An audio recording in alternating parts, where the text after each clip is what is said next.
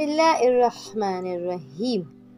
صدیر السیرفی ابو عبداللہ امام جعفر صادق علیہ السلام کے پاس پہنچے جبکہ انہوں نے سفید جوتے پہنے ہوئے تھے۔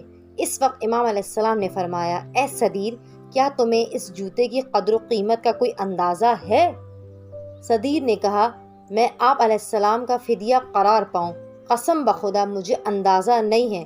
امام علیہ السلام نے فرمایا، جو شخص بازار میں سفید جوتے خریدنے کی نیت ارادے سے داخل ہو تو وہ اس جوتے کے پرانے اور بوسیدہ ہونے سے پہلے اتنا مال کما لے گا کہ اس کا حساب نہیں ہو سکے گا۔ وہ یعنی خواص کہتے ہیں کہ مجھے ابو نعیم نے خبر دی کہ اسے صدیر نے بتایا کہ اس کے یہ جوتے ابھی پرانے نہیں ہوئے تھے کہ اس نے اس انداز سے 100 دینار کما لیے کہ اسے اندازہ نہیں ہوا کہ رقم کس طرح سے اس کے پاس آئی۔ وصلی اللہ علی محمد وآل محمد فعجل فرجہم، بحوالہ کتاب ثواب الاعمال، شیخ صدوق۔